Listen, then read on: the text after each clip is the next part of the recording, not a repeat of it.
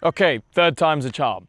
At my now rather senile age of 24 years old, I have officially owned 6 BMWs. At the age of 18, I did what any reasonable young man does, and I went out and bought myself an E39 5 Series, officially marking the beginning of this whole love affair. Then, after some time, I did have to let that car go, so I decided to revisit BMW in my early 20s with an X3 diesel, thinking I'd take the more practical approach. That car was an absolute win because it is still in my family and it's hit 250,000 kilometers now. So props to that car for being an absolute trooper. But there was a point in time where I had to hand the keys over to a family member, so I went out and bought myself an E65 Series instead. Same diesel engine as the X3, so I thought it should be happy motoring. However, I was dead wrong. Eventually, having grown tired of its constant lemon-like state, I decided it was time to change cars again. So I went and bought myself an F30 this time, a 328i with the 4-cylinder 2.0 turbo, and it had the M Sport kit with the Brembo brakes from the factory. And that was the first time my eyes had actually been opened to how fun a BMW could be. Eventually though, I came to terms with the fact that it wasn't ever gonna be a forever car for me. There was limited room in terms of what I could turn it into. So I decided to move the 328 along, and instead I picked up that E82 135i. Within the first 10 seconds of driving that car, I knew I was gonna buy it because this was the first time I had driven anything with an engine more powerful than a 4-cylinder turbo. So, of course, it became my 135i very quickly, and I enjoyed my time with it. I really did. Although, there was a couple of doubts that started to creep in over time. I kept just reminiscing about how the F30 felt going around corners and braking and all this stuff, and then just driving the E82, it did not feel the same. It just had something missing. And so, after making my video on it, which I uploaded back in, I think February or January now, I have since moved on from that car. And instead, I've bought myself this.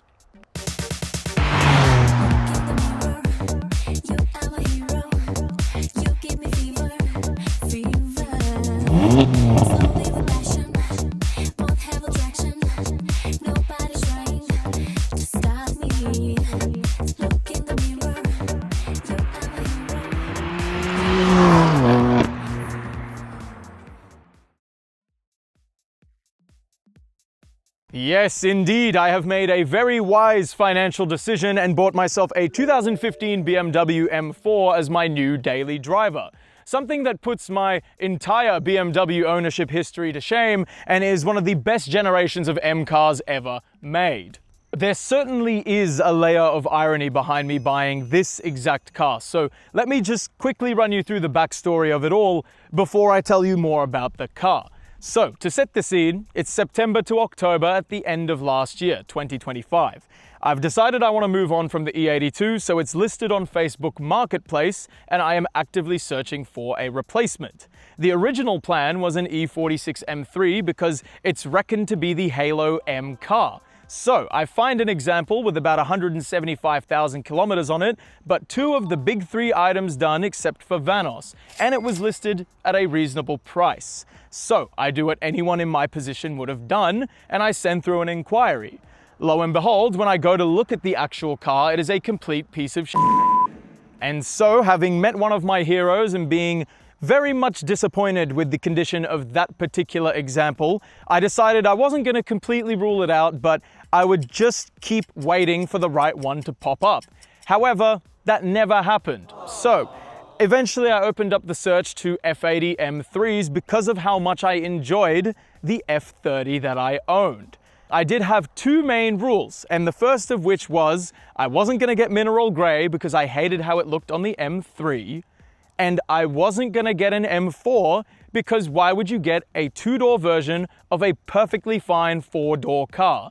And yet, here we are. Sometimes you just don't quite know what you're looking for until you see it. And that's exactly what happened with the sale listing for this car. I'm scrolling car sales one day, I've got M3s open, and this M4 shows up at a dealership of all places. I usually stay away from them like the plague, but the photos looked beautiful, this particular spec with the mineral gray paint, the sunroof, and the 437M wheels, I think it just really suits me well. I like how it's not overstated, flamboyant, and in your face, and instead it's this nice, gentle, aggressive sports car. But for the enthusiast with a keen eye, they understand exactly what it is. They see the M power dome on the bonnet, they see the M4 badge in the grille, they see all the lines and shapes and curves across the body, the drilled brake rotors, the Brembo calipers. They see it all and they understand exactly what it is. And that's why I fell in love with this as soon as I saw the sale listing. I knew that I had to go have a look, and as I was driving into the dealership, I was on the phone to my cousin, and I remember saying to him as I saw the car on arrival, "Oh my God, that's the one." And so I drove it, I put down a deposit, I picked it up a couple days later after they'd cleaned some stuff up for me, and here we are. I do want to clarify as well that it didn't take me 6 months to find this car because I'm some pedantic used car buyer. I do understand that anything that's 10 years or older with a little bit of mileage on it is going to have imperfections, and being my daily driver, I'm probably only gonna add to them slightly, so sorry in advance to the M4. But really what it is for me is when I'm buying a car, I can be sent tens of marketplace listings that are perfectly good deals, but I can look at it, think that, and go, yep, that's not for me. And I'm sure any of you buying a car before have been through the same exact experience. It needs to be something that speaks to you, and when you hop into it, you just feel happy. And I can promise you that every time I hop into the M4, I am certainly in a state of joy. This interior is the perfect blend of modern and classic BMW. The gauge cluster has this classic look to it with the grey dials and the LED lights around the tachometer, letting you know when to shift and what your red line is based on engine temperature. And of course, right beside the gauge cluster, you have your driver-oriented iDrive system and AC vents. I think the design for the iDrive screen in this generation is perfect. It's not a massive iPad taped to the dash, but it's also not this tiny little screen that's cut into this concave piece of the dashboard. Moving below that though, we have something incredibly impressive. This car features not only one, but two fully functioning cup holders. This is something that the 1 Series engineering team just couldn't seem to get right for whatever reason, but they nailed it in the F chassis. They have two cup holders, they're right there, they actually work, and they're not a flimsy little piece that pops out of the dash, nor are they hidden underneath the armrest. Behind them, we have the main control center of the car, and the star of the show, of course, is the DCT shifter once again. But it's different this time. So, when you start the car, it's in park by default. To then put it into neutral, you push this over to the left. To get it into reverse, you push it upwards from here. To get it into drive, you bring it back into the middle and bump it over to the right. And if you push it forwards and backwards, it downshifts and upshifts. So, how do you get it back into park? Well, because BMW wanted this to feel more like an automated manual rather than an automatic transmission car, you put it into drive, you pull the handbrake up, and then you just switch the engine off and it defaults into park. It's a bit of a marketing gimmick, I will admit, but it's definitely grown on me. I do like how it differentiates itself from the rest of the world of automatics. I like that BMW does things like this though. They go the extra little mile to make the M cars feel just a bit more special than the non-M version of the car. We have carbon fiber across the dashboard and AC vents here that runs down the center console as well. And of course, you get seats that are worthy of an M car. They feel nice and comfortable for everyday driving, yet they hug you for when you're going around corners without feeling claustrophobic. And of course, that fits the purpose of an M car perfectly. They're designed to be driven around a track as much as they're daily driven in comfort. So, in honor of my E82, I will now show you what it looks like when I try to get into the back seats of my F82. This is very much the same song and dance as it was last time. We pull that little tab and we push this button forward to give myself more than ample space to climb on in. I recline into the back of the M4, I pull the seat back to its original position, I then roll it backwards, and would you look at that? Without the chair sitting right against my face, the front passenger has more than enough room, I'm feeling comfortable, and everyone is happy. It's almost like this is the mandated size that every four-seater should be. I'm looking at cars like the 86 and the E82. That is not a four-seater. That is two adults and half of a human torso in the back. Now, to climb on out. Phenomenal stuff. Even more impressive than the space in the back seat area of the M4 is the space inside the trunk. However much space that you think there is in here, I can promise you there is more. Of course, you have a main cargo tie-down net right there in the middle. You have this other little compartment on the left with its own little safety net. Then on the right-hand side, underneath this trim panel here, is an actual toolkit. Not just some tiny little leather pouch that has a couple little bits and bobs in it, but an actual toolkit. The 1 Series could never. Underneath the floor of the trunk, there's even more space and a puncture repair kit because this car doesn't run on run flats. Unlike the E82, the battery is in a much more sensible place. However, much like it though, we have the same red BMW safety triangle with the picture of the coupe on it. That is pretty much everything for the trunk though, so let's go ahead and move on to the more fun end of the M4. Underneath the bonnet, we have the S55, an inline-6 3.0 twin-turbo pushing 425 angry horses to the Michelins at the back of the car. However, there's a couple little standout features in this engine bay. First of which is this carbon fiber chassis brace. This, of course, exists to keep the front end of the car rigid when you're going around turns, but it's always a sight to see every time you pop the bonnet open. And on top of the engine itself is this thingy here. This is actually an intercooler, but unlike most top-mounted intercoolers like what features in my WRX or a Mazda 3 MPS, this is not air-cooled, it's water-cooled. So you have coolant pipes running into the intercooler to help keep the temperature down for the turbocharged air that's going into the intake manifold. My favorite part of the S55 though is when it's actually running. So without further ado,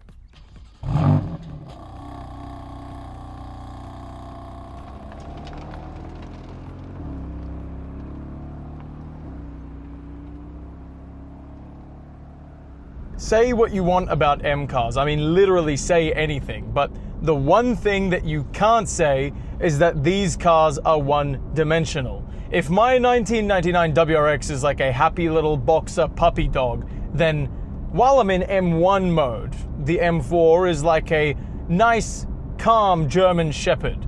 I have this profile set up so that the throttle response is efficient, the suspension is comfort, and the steering is comfort too. And this feels more plush to drive than my E39 ever did. This thing feels really nice. It still feels planted even though the shock absorbers have been set to be as soft as possible. The steering is a really big point I want to focus on for a second because a lot of people were upset that this car came out with electronic power steering, saying that it ruined that kind of raw feel. Now, I've driven an E90 M3 before, albeit just briefly around a car park, and the steering in that is way lighter than this. Even in comfort mode right now, this is heavier than the E90, and the ratio is way longer. So I don't know what you people are complaining about, but fine, if you think just going around a car park's not a fair enough analysis, I did drive that E46 that I was supposed to buy before I came upon this. So that car, I went for a spin around local roads here, and it was just the same thing as the E90, just really long ratio, much longer than I expected. And the steering was just featherweight, which usually is a good thing for everyday driving, but not to the point where it feels like you're driving a RAV4 or a Lexus or something. It's not what I thought it would be at all. And I don't know if I've just driven the two most botched M3s on planet Earth that have terrible power steering setups, or if that's just how it's meant to be designed. So I'm gonna assume the latter because that's probably more likely, and say that this is a better steering system than the E90 and the E46. I genuinely think the Toyota 86 has a better steering rack than what I experienced in those two M3s.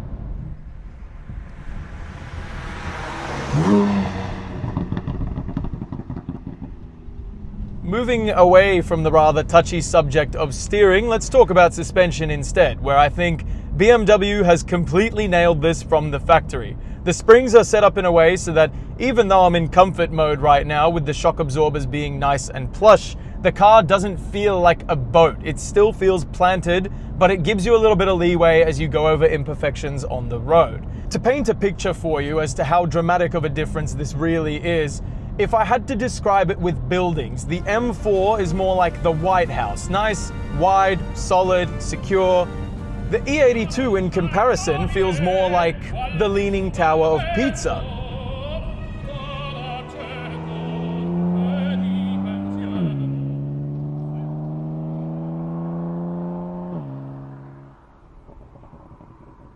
Let's talk about the chassis now, and this is the part of the F82 that impresses me the most above everything else. So if we compare it to the E92 M3, that car weighed about 1,600 kilos despite being smaller.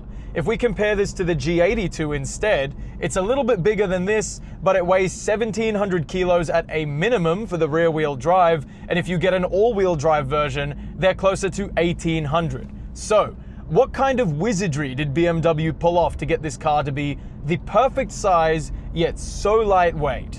Well, it's actually just a aluminium bonnet, carbon fiber infused plastic tail shaft, and a bunch more carbon fiber throughout, just like the U-brace that's at the front of the car.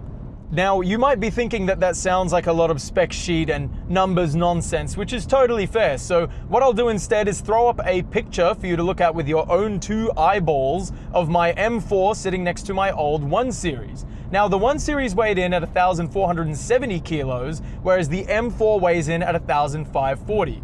For those of you who can do some rather quick math, that is a 70 kilo difference only between cars of that much of a size difference. Look at it! The M4 is so much bigger than the 1 Series, and yet the weight difference is maybe one averagely weighted passenger at most. If you feel like this doesn't have any actual impact on driving feel when you're on the road, I'd like to invite you to go out and drive both of these cars, and then come back and tell me that they feel even remotely the same.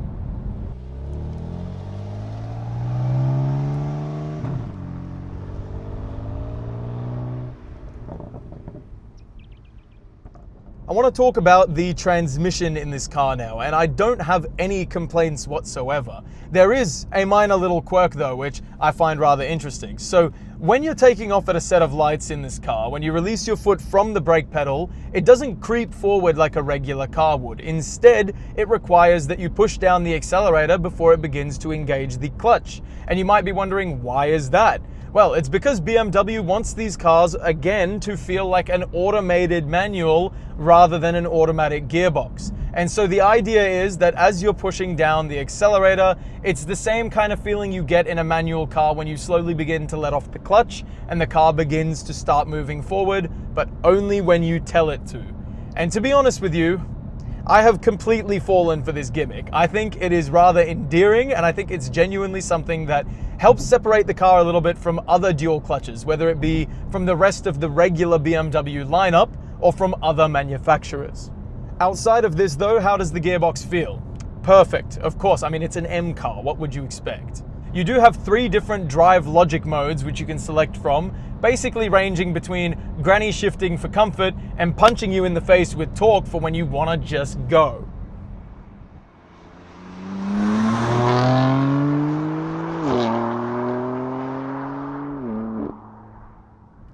Now let's talk about the most fun part of the car, which is the S55 engine. As I putt around town now in efficiency mode, it does feel like that rather domesticated German Shepherd that I mentioned from before. However, as we go ahead and pop the windows down, pop it into M2 mode, I will go ahead and drop it down into 2nd gear here, and if I put my foot down,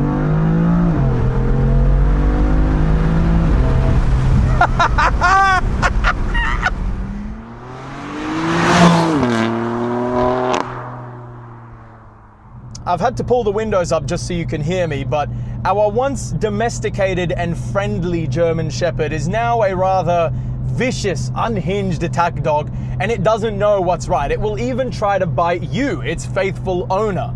And God, it's so much more fun like that.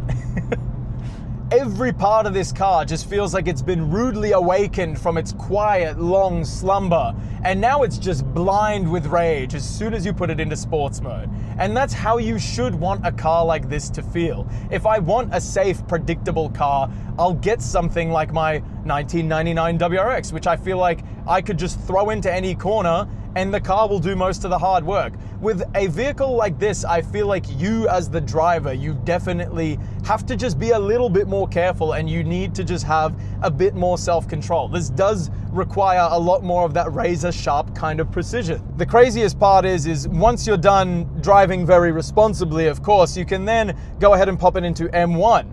And it's like nothing ever happened. This car goes back to being the lovely, calm, comfortable vehicle that you were just commuting from A to B in.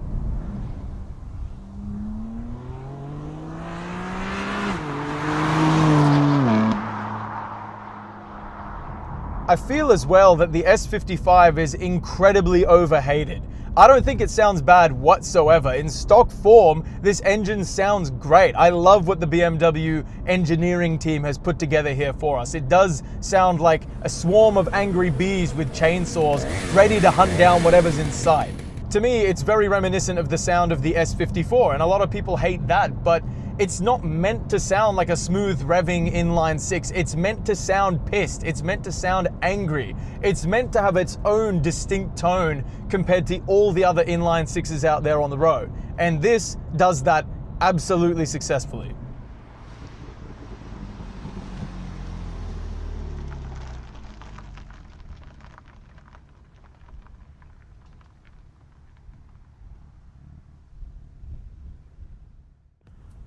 I really do enjoy driving this car. Every time I do hop into that driver's seat, it is nothing short of what I expected, and it even goes as far as to exceed my expectations. This car really has impressed me, and I am more than happy with what I've bought. I'm not feeling even the slightest inkling of buyer's remorse 2 months into this whole process, but we'll see how that goes as service bills rack up and so on and so forth. I think though, ultimately, I bought this car knowing what's ahead of me. I know how much that I will be spending on maintaining this, and I just don't care because I have never driven anything that does it the way that this car does. So I'll leave you with this. If you are on the fence about buying an M car for yourself, do it, because not only is it absolutely stunning to look at and equally beautiful to drive, but it feels more like a loyal stallion or a partner in crime once you're driving it. You're getting up to mischief in it, you're driving around doing your everyday errands in it. It feels like it should be illegal. It shouldn't be accessible to the public. And yet here it is. There is one more thing that I can say about it though, and for me, thankfully, it's that it's my first M car, and I don't think I could have picked a better choice.